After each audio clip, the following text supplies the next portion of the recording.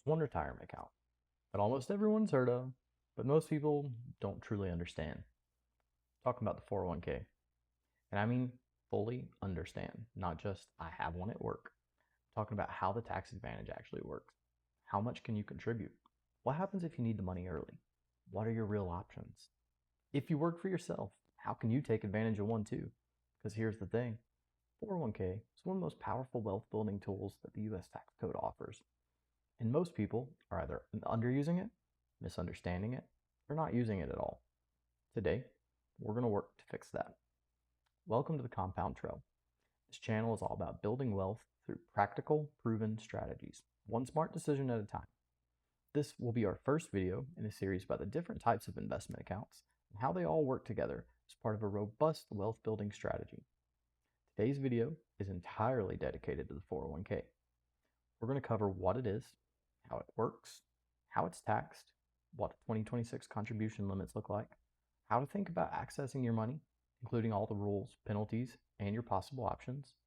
And we're going to spend time on the solo 401k for anyone who's self-employed, freelancing, or running their own business. Whether you're just getting started or whether you've had a 401k for years, there's something here for you. Now, before we get into it, a quick but important note. I'm not a financial consultant or a licensed financial advisor. Nothing in this video should be treated as personalized finance advice. This content is for educational purposes only.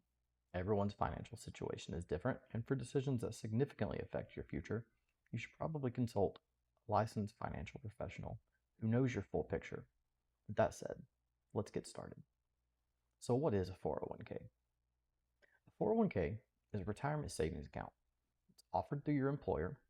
You contribute a portion of your paycheck before taxes are taken out, and that money is invested for your retirement. Now, because your contributions come out before taxes, this lowers your taxable income for the year.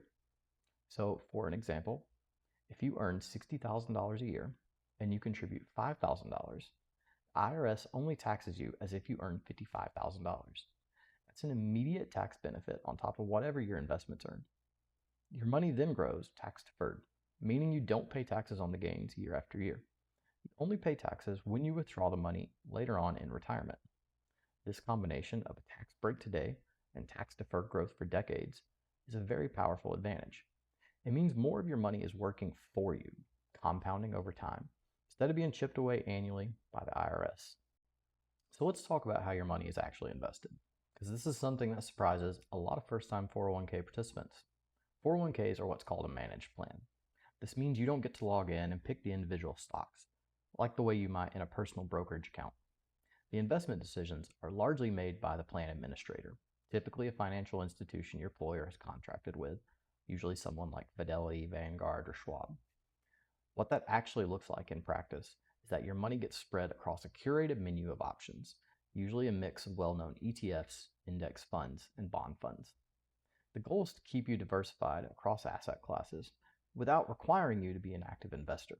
And for most people, especially those who are new to investing, this is a genuinely good thing. The plan keeps you from making emotionally driven decisions, and the underlying funds are typically very low cost and broadly diversified.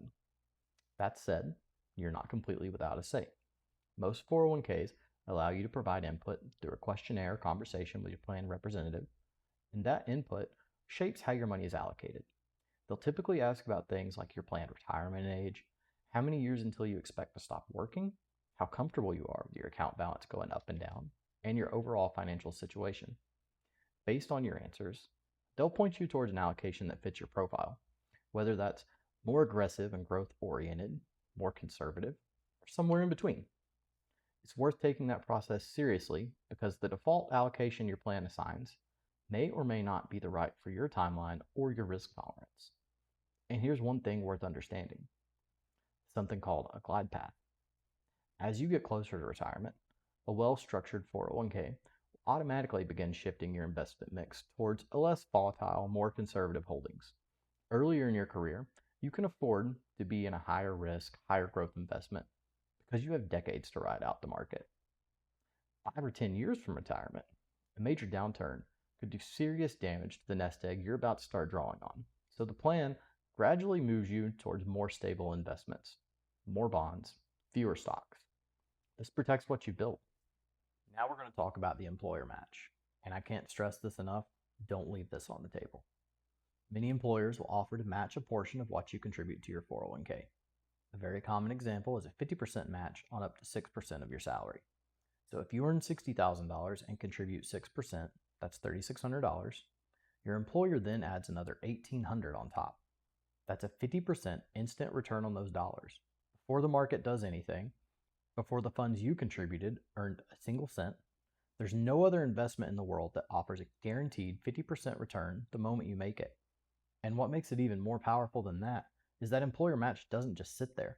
It goes into your account and compounds alongside your own contributions for years, even decades. Every extra dollar in your account earlier means dramatically more money at retirement. Your employer match accelerates that entire process.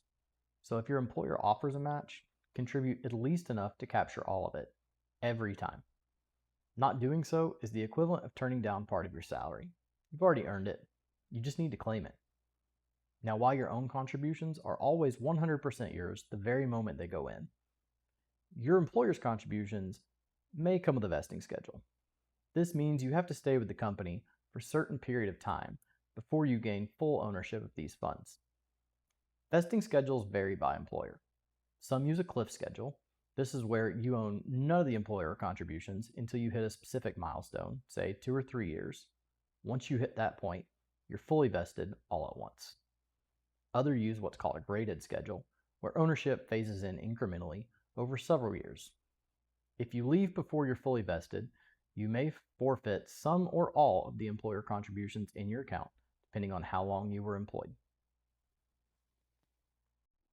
So let's talk about how much you can actually contribute.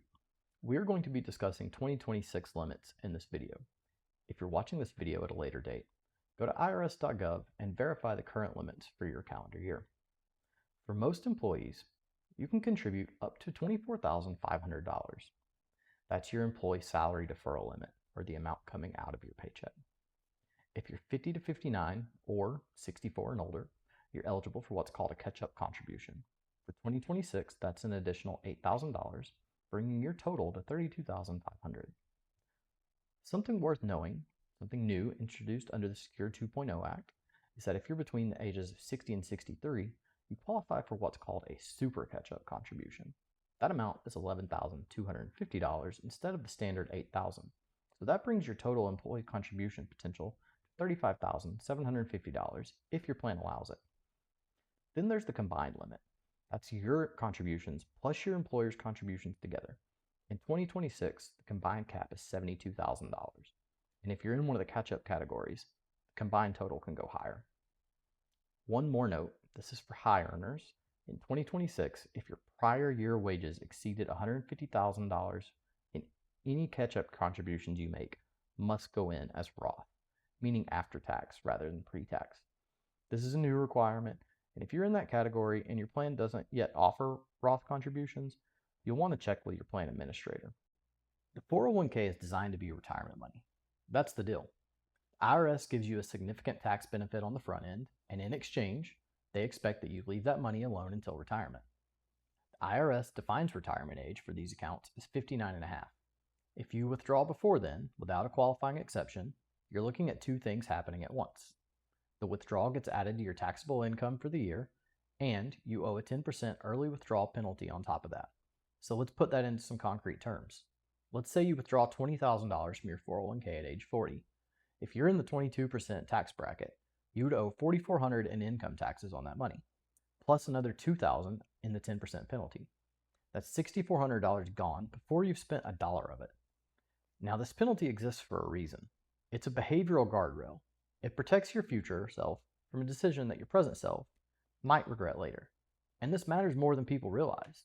When you take money out, you don't just lose what you withdrew. You lose everything that money would have compounded into over the next 20, 30 years. The real cost of early withdrawal is almost always far higher than the dollar amount that you actually took out. For this reason, 401k is structured to keep your money in, and that structure is a feature, not a bug. For most people, in most situations, that friction works in their favor. Now, life happens. It's worth knowing. 401k isn't a complete black box. There are a few ways that you may be able to access your money before retirement, depending on your plan and your situation. Option 1 are hardship withdrawals. Some plans allow what are called hardship withdrawals, where you can take money out early if you're facing an immediate and heavy financial need. The IRS has a defined list of qualifying circumstances. These are things like unreimbursed medical expenses, preventing eviction or foreclosure on a primary home, paying tuition or funeral expenses. If you qualify, the 10% early withdrawal penalty may be waived, but you'll still owe income taxes on the amount. This isn't free money.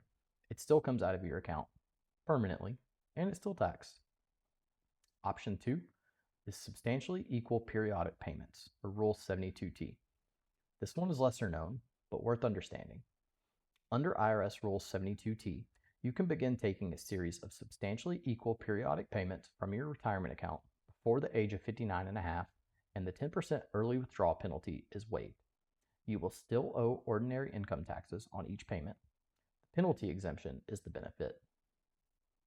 The IRS offers 3 approved methods for calculating what your payment amount will be. Each produces a different result depending on your age, your account balance, and your timeline. But rather than getting into the mechanics of each one right here, the right move is to contact your plan administrator or a qualified financial professional to determine which method makes the most sense for your specific situation. What's critical to understand here is how strict the commitment is. Once you begin, you must continue taking that same payment amount on the agreed schedule for at least 5 years or until you reach the age of 59 and a half, whichever period is longer. If you miss a single payment, change the amount, stop early for any reason, IRS treats it as if the exemption never applied. You'll owe the 10% penalty retroactively on every payment you've already taken, plus interest. Now that retroactive hit can be substantial. Option 3 is 401k loans. Many employer 401k plans allow you to borrow from your own account balance. IRS allows a loan of up to 50% of your vested balance or $50,000, whichever is less. The structure is that you borrow from yourself and pay yourself back with interest over time, typically up to 5 years. Now, what makes this feel appealing is that there's no credit check, no approval process, and technically, the interest that you're paying goes back into your own account. But there are real risks you need to first understand. First, the money you borrowed is no longer in the market while you repay it. That means it's not compounding. So depending on how long the loan takes to repay and what the market does during that time, the opportunity cost can be significant. Second, and this is the one that catches people off guard, if you leave your job, whether you quit, you get laid off, or you're let go, that loan typically becomes due very quickly, often within 60 to 90 days, or by the tax filing deadline for that year. If you can't repay it in that window, the outstanding balance is now treated as a distribution. This means that you owe income taxes on it, plus the 10% early withdrawal penalty if you're under 59 and a half. So a loan that felt manageable can suddenly become a tax liability at the worst possible time. That said, a 401k loan is not automatically a bad idea. In the right situation and with a stable job and clear repayment plan, it can be a reasonable option compared to taking on high interest debt. Just go in with your eyes open. Option 4 is the rule of 55. If you leave your job in the calendar year that you turn 55 or older, you may be able to take distributions from that specific employer's 401k without the 10% early withdrawal penalty. Income taxes will still apply, but the penalty is waived. For someone who retires early, gets laid off, or deliberately steps away from a career in their late 50s, this can be a meaningful bridge to cover living expenses before you can access your IRA or Social Security. But there are several important caveats here, and getting them wrong can cost you this benefit entirely. First, the rule only applies to 401k from the employer that you've just separated from. It does not apply to old accounts sitting around from previous employers. If you have a 401k from a job you left 5 years ago, the rule of 55 does not apply to that account, even if you're now 57 and just left your most recent job. Second, and this is critical, if you take that 401k and roll it over into an IRA or transfer it to a new employer plan, you permanently lose the Rule of 55 access to that money. The rule only applies while the funds remain in the original employer-sponsored plan. The moment that you move the money to an IRA, you're back under the standard rules. No penalty-free access until 59 and a half. This catches people off guard. Someone separates from their employer at 56, rolls the old 401k into an IRA, thinking that they're simplifying things. And then they discover that they've locked themselves out of early access benefits for 3.5 years. So if you think you might need access to those funds before 59 and a half, think carefully before you roll them over. Keeping the money in the employer plan preserves your options. Moving it doesn't. Third, not every 401k plan allows Rule 55 distributions. This is a plan-specific feature, not an automatic right. Your plan documents govern whether this option is available to you, and some plans just simply don't offer it. So before you make any decisions around early separation or early retirement based on this rule, verify with your plan administrator that your specific plan allows it. If all the pieces are in place, you're 55 or older in the year of separation, the money's staying in the plan, and your plan permits it, the Rule of 55 is one of the most underutilized planning tools for early retirees. So now let's talk about something that a lot of self-employed people, freelancers, and business owners may not know exists, or they know it exists, but they don't fully understand. Solo 401k, also called an individual 401k or a one participant 401k. And if you work for yourself, this might be the most powerful retirement savings tool available to you. So who qualifies? Solo 401k is designed for self-employed individuals and business owners with no full-time employees other than themselves and, if applicable, their spouse. This includes freelancers, independent contractors, sole proprietors, single-member LLC owners, and S-Corp owners if they pay themselves a W-2 salary. If you have employees beyond a spouse, Solo 401k is no longer available to you. At this point, you would need to look towards a traditional employer plan. But for the vast majority of solo business owners, this account was built for you. This is powerful because you wear two hats. Here's what makes the Solo 401k uniquely powerful. You're both the employee and the employer, so you get to contribute in both of those capacities. And those two contribution types have their own separate limits, which stack together to create a remarkably high ceiling. As the employee, you can contribute up to 100% of your compensation up to the annual deferral limit of $24,500. This contribution can be pre-tax, like a traditional 401k, or an after-tax Roth if your plan documents allow it. Most modern solo 401k providers support Roth contributions, but it's worth confirming when you set up your plan. As the employer, you can make an additional profit-sharing contribution. The calculation here depends on how your business is structured. If you're a sole proprietorship or a single-member LLC, you can contribute approximately 20% of your net self-employment income. The plan documents will likely reference 25%, but after accounting for the deductible half of your self-employment tax, the effective rate for sole proprietors works out to roughly 20%. So use that as your quick estimate. If you're an S-Corp paying yourself a W-2 salary, the employer contribution is 25% of your W-2 wages. These two contributions, employee deferral and employer profit sharing, are then combined and capped at the overall annual limit. At the time of filming this video in 2026, the combined cap is $72,000. The catch-up rules apply here too. If you're 50 to 59 or 64 and older, you can add an additional $8,000, and if you're between 60 and 63, your super catch-up is $11,250, bringing your total potential contribution in that age range to $83,250, assuming your income supports it. So let's put some numbers to it. Let's say you're a sole proprietor earning $150,000 in net self-employment income in 2026. Here's how the math works out. You have your employee deferral, $24,500. You have your employer contribution, 20% of net income, for $30,000, for a total contribution of $54,500. That's $54,500 going into a tax-advantaged retirement account in a single year without an employer, without a company plan, without anyone else involved.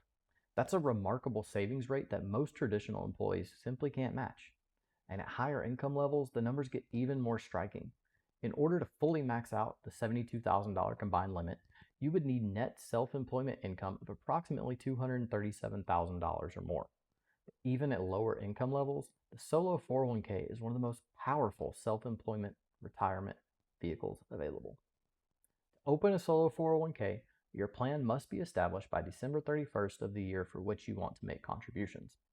Providers like Fidelity, Schwab, and Vanguard all offer solo 401k plans, generally with no setup fees. Setup is straightforward. You open the account, select your investments, and begin contributing. One administrative note: once your solo 401k balance exceeds $250,000, you're required to file a Form 5500 EZ with the IRS each year. Below that threshold, there's no annual filing requirement, which makes the solo 401k remarkably low maintenance at most account sizes. And finally, if your spouse earns eligible compensation from your business, they can also participate in the solo 401k, each contributing under their own deferral and catch-up limits. That can effectively double the household contribution ceiling. Solo 401k is one of the most underutilized tools in personal finance, particularly among freelancers and small business owners who assume that retirement savings is something that only works when you have an employer. It isn't. The access is there, the limits are generous, the tax benefits are real. You just have to take advantage of it. 401k in all of its forms is one of the most powerful tools available for building long-term wealth. Whether you're an employee making use of a workplace plan or a self-employed business owner using the solo 401k, the structure is the same. You get a tax advantage today, and you get tax-deferred growth working for you for decades. Understanding the contribution limits, the access rules, and your actual options for when life gets complicated puts you in a completely different position than most people. Not because the information is that hard to find, but because most people never take the time to slow down enough to actually learn it. Today, you did. If you found this video helpful, hit the thumbs up button and subscribe. It genuinely helps the channel reach more people who are trying to make smart decisions with their money.